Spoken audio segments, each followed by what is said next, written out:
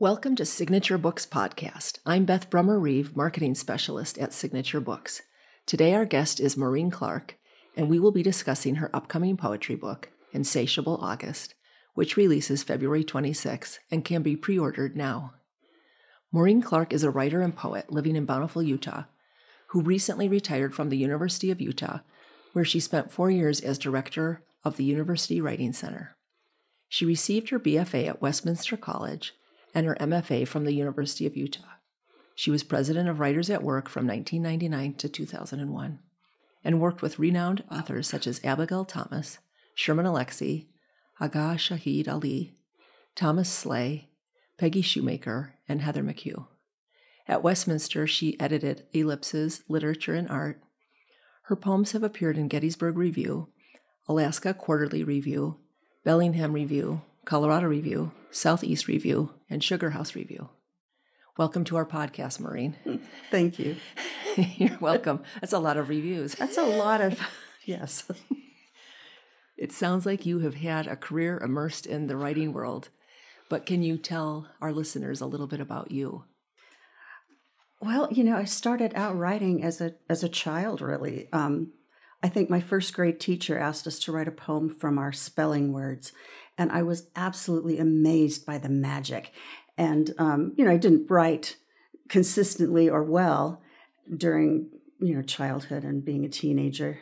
Teenagers write mostly angst, but that stayed with me, that kind of magic that language could accomplish. So I've been doing this a long time. Yeah. Did you have a teacher throughout any of your, K through 12 that maybe was a mentor or that kind of saw something in you that helped propel you in that direction? K through 12, Larry Bessie was my English teacher, and I don't know that he ever read my poetry, but he saw something in me that he felt needed to be developed. And I had no money to go to college. He called a friend at Snow College and said, I think this kid needs a scholarship. And they gave me one. Wow. And otherwise, I don't think I would have been able to go to college. And so I credit him with that. I love that. Yeah. That's really amazing. Well, tell me, the title of this collection is called Insatiable August. Can you tell me about the title, how you came up with this title? Well, there's a poem in the collection called As It Turns Out. And originally that poem was titled This Insatiable August. And the editor that was publishing it at Lumina said, I don't want that to appear twice. I think it needs to just come the one time in the poem because it's a really powerful statement. And I just kept hanging on to that. The title for this manuscript it's probably had 8 titles. And when I hit upon this, when I talked with this editor, I thought, that's what this manuscript is about. Unrequited love, the desires that you have that you can't accomplish, and the things that you desire enough that you will accomplish. So that's kind of where it came from. Okay, great. Marilyn Bushman Carleton read your collection and said the following about it. Having been defined and silenced by prophecy and order, Maureen Clark finds not just her own language, but her own precise words. No longer content to survive drought, live as a consolation prize, she finds her own verbs from among the frantic thing that for too long looked like living, active verbs found between what is sacred and Sunday. She wants ambiguity and displacement, permeable boundaries, and a heaven not too removed from this messy planet with barbs, thistle, itch, and real orgasmic sex. This Insatiable August is a triumph and a guide for others embarking on similar journeys. So how do you respond to that? Well, first, I'm very grateful because she has distilled, I think, what I was trying to accomplish, which is that journey from feeling that I was defined by my religion and being a woman and being a mother and all of those things into into that place where I could identify and describe myself the way I wanted to. And it was a very long journey to be able to do that. And yes, I think she really captured exactly what I was trying to do. That's great. And so, do you mind telling us a little bit about your religious journey, and your journey as a woman, I guess, too? Yes. I was born into a Mormon family, a very kind and loving Mormon family. And for many years, I was very comfortable there. I felt like I wrote my own definition at that time. But my husband came home from church one Sunday and said, I'm not going back, which sent me into okay, well, what do I really think about this? And who am I really? And that kind of sent me onto the journey of how am I going to define myself and my husband and my marriage? And I don't know that I get into that too much in this manuscript, but defining myself definitely kind of took center stage for me, trying to figure out who I would allow to say the words that I wanted to define me, and the ones that I would say, no, that's not me. And I think that goes along with being a woman. And I went back to school as an older student in my 30s, which made me very strange. And when I got my master's, I was probably the oldest person in the grad program. So I've just been doing things a little bit differently than the norm. And in each of those places, I felt like I had to define myself and cut out my own kind of space about who I was. Yes, I might look like a Mormon mom and I'm, to go home and bake cookies after class, but that's not me. And so, yeah, I think in every situation that it gave me an opportunity to define who I was. I like that. So it sounds like you have kids. I do. I have 3. Okay. And so do they see you as a writer? They do now. At first I didn't really share a lot of my writing, although the Writers at Work program had a young writers program, and both of my sons attended that at various times and loved it and were very much drawn into becoming writers. But I've just recently started sharing with them what I write. Yeah. So, yeah, that's probably, I think it's hard sometimes for our kids to see us as anything other than their parents. Yes. So. And they're old enough now that I think that's something they're able to do. And they have all had their own journeys in leaving the LDS faith. And so they were very supportive of what I was going through. And that was helpful. That was really helpful. Oh, yeah. I can imagine. Yeah. So in your contents, and I kind of want to tie this or pull this in with what Marilyn also wrote, it starts out by saying, I mean, you have different sections in this, and it says, as it turns out, and then it goes into a section of poems that fall under the two-way radio, and Thin Hymn is next, and then Surfacing is last. And can you tell me a little bit about how you came to, I guess, collate your collection? The transitions? Yes. That's something that was really difficult at first, to decide what poems belonged together.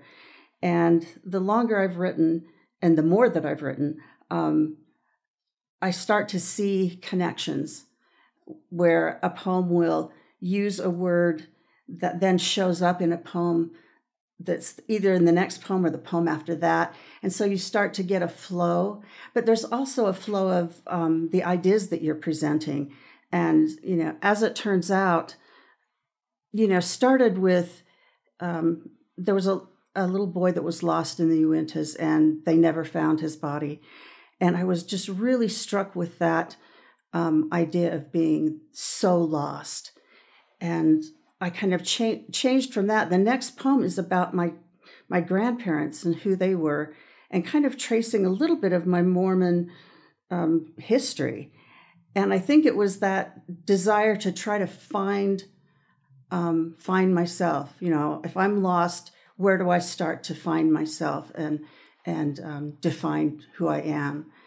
And it was a long journey. And the poem Thin Hymn was kind of a low point where I just thought, you know, I don't know if I can do this. And, you know, please, somebody figure this out. Hand me a line, because I'm kind of lost out here. So it kind of circled back around to that first poem. Oh, that's great. And you're going to read that, right? I can. Okay, that would be great if you're. We'd love to hear it. Okay. Thin Hymn. At the year's end, when the dry leaves smell of spent lives and all the lives are mine, this year of small deaths and gone days, my mouth full of dead words, can the rain come? Can it come now in a flood rush? In the last hour, can it come soon in a mud gush? Can the dry leaves of this scorched year make a small book, a thin hymn to failed faith and hushed hope, gone friends and deep hurts? Just a brief rain, and the wraith's gone from the heart's shore, like a slow boat to the far bank of the wide night.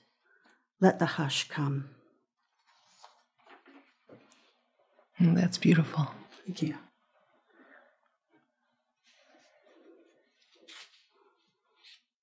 How long ago did you write that? That is actually a fairly recent poem, I would say in the last maybe 10 years. Okay. Speaking of poetry being long journey. Exactly. I think when I was talking to Dayna Patterson in our interview last February, she was saying that some of her poems can take years. Yeah. And that some of them can be kind of an instant of inspiration, but generally that's not the way it works. No, and this one came fast, but it's been sitting, you know, trying to put this manuscript together. One thing about this, I kind of used a poem by John Frederick Nims as the kind of the plate, you know, the how to do this. It's written entirely of single syllable words. And he has written a poem like that just grabbed my attention. And if I can think of the name of it, I will let you know. Okay. But I thought, I want to try that. And I intended it to be more, I don't know, happy, to take a really happy turn. And it went in its own direction. And I think the single syllable words are the reason it did. So it was kind of fun. Yeah, that's interesting sometimes when your words take you where you weren't planning on going. Right. Well, I love that. And then I know you brought another poem to read, or was this your favorite? Thin Hymn is one of my favorites. Okay. It's a little dark, but the other poem I brought is also one of my favorites because it's very, very silly. Well, maybe not silly, but it's very positive. Okay. Would you like to read that one? Sure. Okay.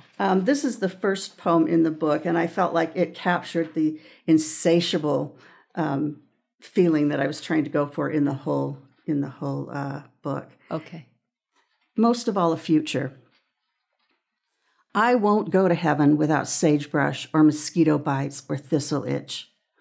What's the point of paradise without orange, sections and sunset, or the sting of salt water and microscopic cuts, the smell of ocean?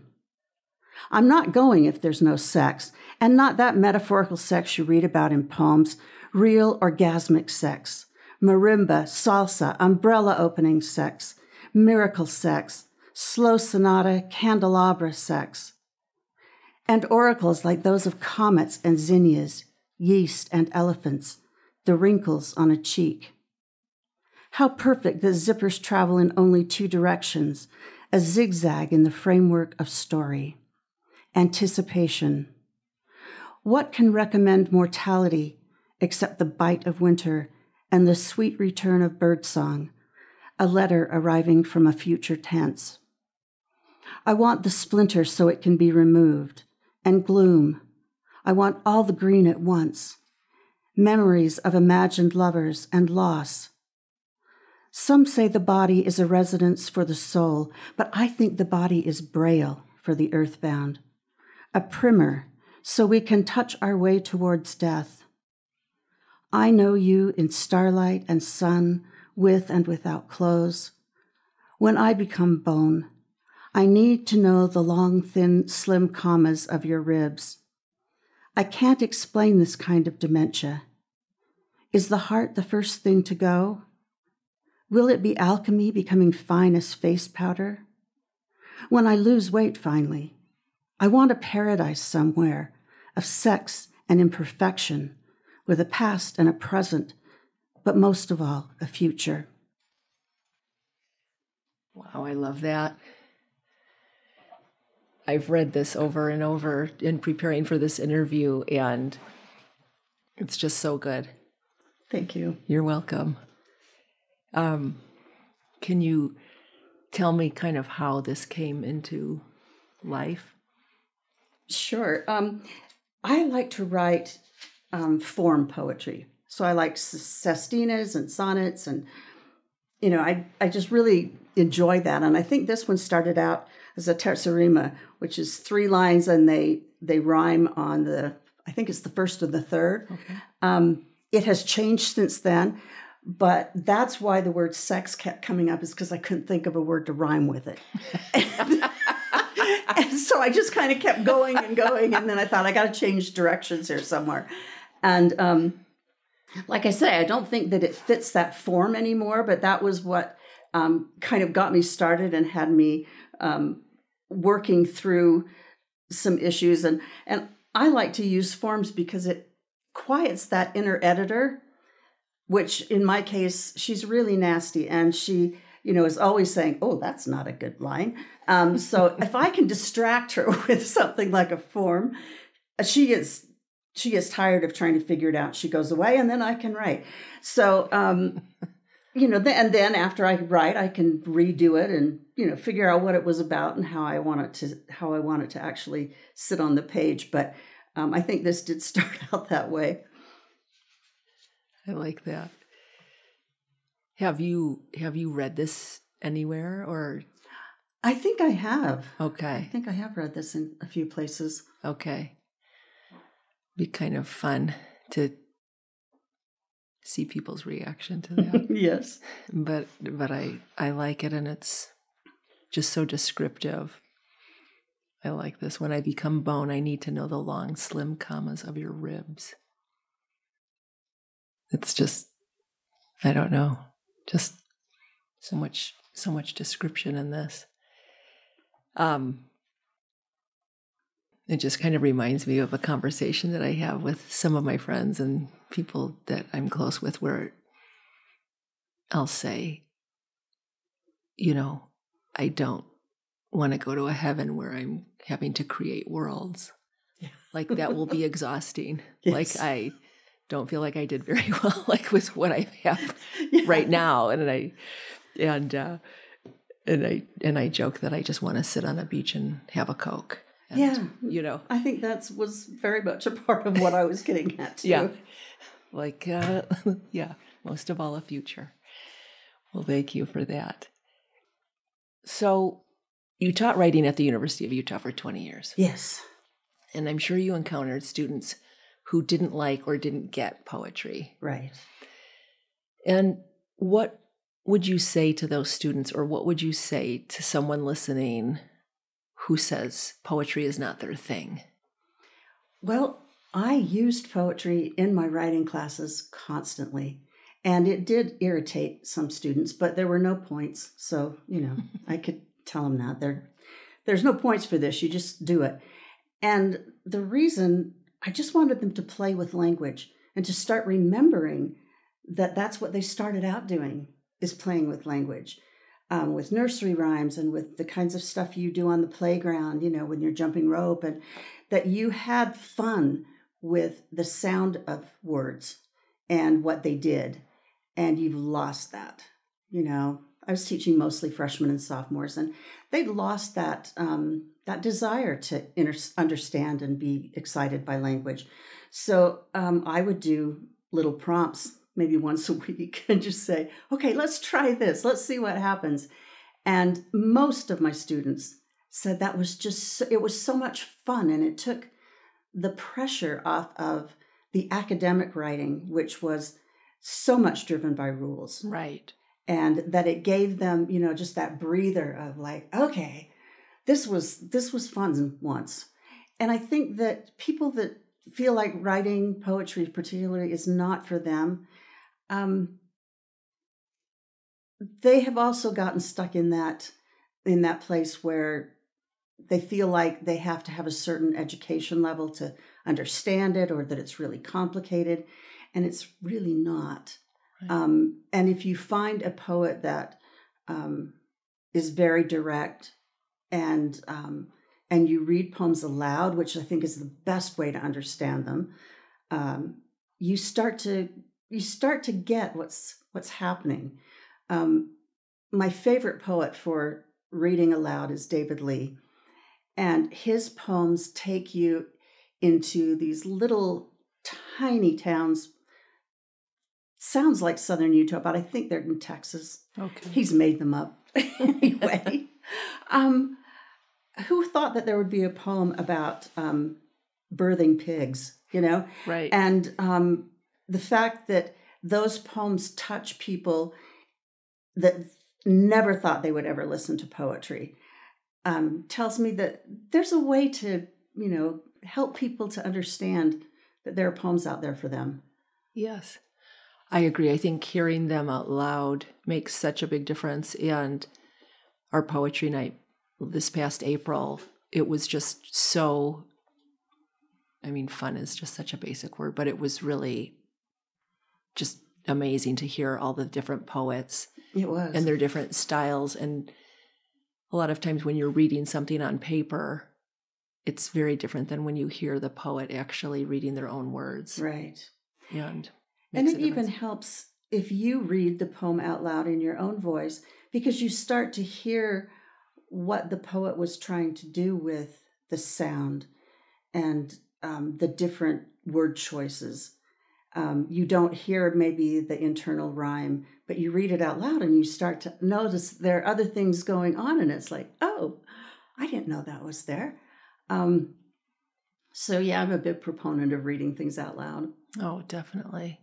Have you done poetry slams? I have not done poetry slams. I'm very, I guess that's where my fear lies, and I should give it a try sometime. But no, I haven't. That would be fun. Lisa Bickmore did one last spring that I went to. I'm sure she's done more than one, but I went to this one in particular, and it was just so interesting to to hear all of the different poets. Yeah. And all the different ages of poets, what was important, or the topics that... Yeah. And I listen in on poetry slams. Yeah. And go and look for those on YouTube and listen in, because they're just fascinating. Yeah. I would like to... I think it would be fun if we do that. Yeah. Maybe Signature can do one. We'll have our own poetry slam. So you kind of touched on one of the questions I did want to ask you, which was, can you tell me... Well, I guess the way I worded it here was, can you tell me about one or two of your favorite poets? And it sounds like David Lee was a big inspiration. And he was the Utah Poet Laureate at one point. Yes, he was the first. Okay. And he would teach the young writers at Writers at Work, which is where I got to know him. Okay. And I was poor, and I wasn't able to take a class. And he said, well, come and sit in with the young poets, and, you can be my assistant. It's like, okay, I know absolutely nothing. And I learned a lot from him, very basic things that I know I had probably heard before, but things like using concrete language instead of abstract language. And I don't know if the kids really caught on to that, but for me, it was like light bulbs going on. Like, that's what's wrong. That's what I'm not doing, is getting really specific in my language. And he's become a good friend. But, this last fall, I went to a conference in Boulder, Utah, and met Rosemary Watola Tromer. Okay. And that was another moment of just kind of blowing my head off, the top of my head off. It was like, oh my gosh. And her idea of, writing every day, and I do write every day because I feel I'm not good at inspiration. I'm fairly good at practice. So I try to write every day. And her mantra is that it doesn't have to be good. It just has to be true. So you just have to write down something that's true. And that helped so much because I would get all, the anxiety of, I've got to try to make this at least kind of good. Well, it wasn't. It was crap. And to be able to say, it's okay. Today was, that's not a good one, but that's all right. Right. Was really freeing. Right. And I appreciate that about her work is that she just takes things on and kind of goes with them. Right. Do you find that when you do that and when you have your daily practice that then kind of inspiration does come, though, maybe in unexpected moments? Or... Absolutely. Okay. I can start out with a prompt or a first line, and I often borrow first lines from really good poets. Right. Yeah. They'll have to just forgive me, but I figure I'm never going to publish those. Those are the ones to get me started. And they often lead to something. So, you cut off the first 3 lines and then you've got your poem and it works. And if I'm busy, I remember one day I went to the Verizon store to try to do something with a cell phone. And I was there for hours. And I thought, I'm never going to have time to sit down and write poems today. So I started doing, it's a Japanese form. I think it was a tanka.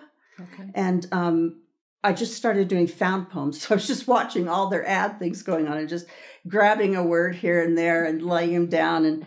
And it turned out to be really fun. Right. And it made no sense, yeah, but it was a blast. Yeah. And it took up the time. That's fun. I like to do that sometimes where if nothing's coming when I'm trying to write, I'll just write a limerick and they're ridiculous. Yeah. But it will kind of just lighten my brain up, I guess, in a way that just kind of takes pressure off of. Yes, that takes the pressure off. Yeah. Well, that's great. So when you write a poem, and I think I might already know the answer to this, but when you write a poem, are you thinking of the reader at all? Or are you just thinking about something that comes to your mind that you want to write? Like, are you ever thinking, oh, someone's going to read this one day? And I do think about somebody possibly reading it someday, okay, but I don't write for the reader. And I have heard poets say that you need to write with your reader in mind. And I read a quote this morning that said, you're not thinking about the reader or the person that's hearing it. You're trying to get something out of yourself, to try to understand yourself. And hopefully it will help someone else understand themselves. So you really start out with, I've got something that I need to talk about. And if I get it on the page, I might be able to understand myself better. And then I think in rewriting or, maybe what that leads to, what that poem leads to, you start thinking more about audience and who might be grappling with the same problem or will be able to get a laugh out of something that you've said. But I don't think about my audience a lot starting out. First, it felt like that was just really very much prideful of me to be thinking that there could be an audience. Yes, that there could be an audience. And so I didn't, but I do more now. Yeah. I think more about who might read this sometime and what would their reaction be. Right. So, yeah. Do you ever worry about who might read it? Not really. In my poetry, no. When I was struggling with leaving the church, I would write page-long rebuttals during sacrament meeting. And I played the organ, so I was sitting on the stand and I couldn't make faces and stuff. So I would just write like crazy. And I would get home and pretty much rip those out and throw them away because they were a lot of vitriol and a lot of, getting things out. And I was definitely afraid if somebody read those, that would be bad. Right. But now I don't really worry about people reading things that I'm writing. If I'm writing something that's a little off the wall, or, the poem about sex, it's like, that's your problem. Right. Yeah, exactly. Yeah, I agree. I like that approach. So who do you think this collection is for as it makes its way into the world this February? Wow. I hope that it would be for a really broad audience, because I think a lot of people are struggling with organized religion, not just Mormonism. Right. But the whole idea of, like Marilyn said, the prophecy in order, which is the most important? Is it most important to have, a strong hold on people, or is prophecy and, the kind of being able to see beyond what we have here, is that the most important? And I think people are really struggling with that in a lot of places. And so I would hope that it would kind of reach out to them. And I think women in particular are trying to figure out who they are and what they are allowed to do. And in Mormonism, it felt, when I was a child, I felt like I could accomplish anything and do anything. Right. It was only after I got older. In fact, my husband and I moved to North Dakota, and then we moved to Texas. And so we were out of Utah for quite a few years. And when we came back, the church had changed. And it was like 1989, 90, and it was a very different place to be. And I really felt that lockdown on being a woman. And I hadn't even gone to school yet. So it was definitely in the air that, no, you can't do everything you want to do. And, we're going to keep a tight hold on you. So I would hope that women would find some places in this manuscript that speak to what they're going through. Definitely. What they're dealing with. I definitely saw that and reading through the poetry, and was thinking that any of my friends would like that aspect of it. That's a good point that you bring out. I did ask, and maybe you addressed this, but I'm just curious, was there ever a time when you were reading the writing of another author where you were kind of just starstruck by the words? Yes. Yeah. Grad school, we read Hilda Doolittle's trilogy, which is 100 pages of poetry, which you would think would just bore you to death and just be like, just let's get this over with. But for some reason, that poem absolutely grabbed me. And she was writing to the experience that I was having as a Mormon woman, looking at, in her case, just Christianity. And she was writing about post-World War II, the roofs being blown off of chapels and cathedrals, and how everything was just open to the sky. And it really just grabbed me. And I have read that poem over and over and over again. And it does the same thing every time. And I don't think people give her credit because she was a woman, and, she writes about a lot of other things besides those images from World War II. She writes about shells and grass and waves and jars and various things. But everything she's writing about is to open and to see what possibilities there might be. And she has a female figure that is a goddess that comes into the room with an open book. And I just remember thinking, this is it. She captured where we need to go as in our religions, just to this openness. And it was lovely. I love that. Is there any advice that you would give to anyone that's currently writing, whether it's poetry or not? I think writing every day is important. And on days when I have just had I just haven't had a good day for writing, I'll write, a grocery list that tries to do, single syllable words and then double syllable. I mean, I'll just try to play with what it is I have to do. Because I think any kind of exercise helps you to pay attention to what's going on. And, one of the things that I picked up in grad school that became very important for me was just passionate attention, being able to really look at something and really carefully deconstruct it, or, allow yourself to be immersed in it. I think when we write poetry, at least I did, when I was writing poetry in my 20s, it was all about me, and it was all about, the problems that had that had come up.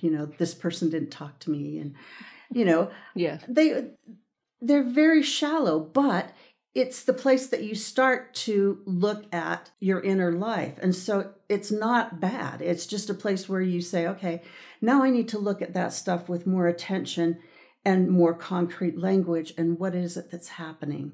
So I would say concrete language and passionate attention are two things that I think help all poets to just hone their craft, make things better. It's amazing what those two things can do. Definitely. Yeah. I think also bringing what you said earlier about truth. Yes. Yes, and I found that in my early, writing, really starting at Westminster when I started writing intentionally, I was trying to fit a mold of being a Mormon woman and being a poet, and it did not work. There was no way to fuse those two things and make them truth. And I think that's what was wrong with them. I was still able to get a few published, but that was those were the things that I figured out that didn't work. I had a manuscript consultation with Shahed Ali at Writers at Work, and he's such a sweet man. And he said, "Do you want me to be kind, or do you want me to be truthful?" I went, "Oh, crap." You were like, is there a third option? And I said, "I want you to be truthful." Right. And he was so kind. But what he told me is that what I was writing was didactic. And he said, "I think that's probably religious boundaries that you're not willing to cross." And I just was like, oh my gosh, this guy reads my mind. But that is exactly what was wrong with the poetry, is that I wasn't being truthful. I was trying to fit a mold. And I was so grateful to him that he had the guts to tell me that. He could have just said, "Oh, I can tell that you like language and you have, blah, blah, blah." And I would have gone away thinking, oh, fun. But it took me months and months after that before I could write anything that I felt was true. And I almost gave up. And I took all my little writings into Katie Cole's, who I was studying with, and I said, "I don't know what to do. I can't write anymore." It's like he cut the string, and I don't know what to do. And she looked at all these little pieces, one-liners and two-liners, and she said, "You're still writing poems. You just are only able to write a line. So shove all these lines together and see what happens." And it was like, oh, thank you. Because I was getting a line or two here or there that was really good. I just couldn't sustain it yet. And for her to be able to look at them and say, oh, they're all part of the same poem, and to be able to put those together, and some of them had to go, but it let me know that my brain was still working on it, even though I wasn't able to do it very well yet. And that was a great lesson. Oh yeah, for a poet. You really think that you're not going to be able to do it, especially if you get critical feedback like that. I felt that I was done. And he was basically saying, though, you need to be authentic. Yeah. To you. Yeah. It sounds like. And it took a long time after that to be that authentic. But it was the start. It was definitely the start. And how old were you at that point, roughly? I was probably 35. Okay. Yeah. It was, I was in school at Westminster. I think I had just graduated when I met Shahed. So, yeah. Well, that sounds like that was a good time to refocus. Yes. And you know, we don't have Writers at Work anymore, and I really wish we did. It was the most amazing conference to have here in Utah, and I'm very sad that it's gone. I met so many amazing people through that. I bet. Through that program, and people that I would never have the opportunity to meet and talk to, and I think that gave me a lot of confidence that what I was doing was, I was still in the preamble, but it was coming. I was working on it. Right. So. Well, I'm excited because I feel like you have a lot of poetry in you to still come out. And it sounds like you know the direction you want to go now. I do. That's great. Thank you for being on our podcast today, Maureen. We can't wait to hear from you at our poetry event in April. And once all the details are finalized, we will share that with everyone as well. I wanted to ask if you had any social media or websites you would like to share with the listeners so that they can follow you now and yes, be a part I do. of things. Okay. My website is www.maureenclark.art. And I'm just getting started learning how to do it, so suggestions are definitely welcome. But yes, I'm excited to have that space to be able to share things with people. Great. Well, thank you again for being with us today. And again, Maureen's book, Insatiable August, will be available February 26th of this year, in just a few weeks. And so we hope everyone will get a copy and enjoy Maureen's words, and I know that it will resonate with our listeners. Thanks so much, Maureen. Thank you, Beth.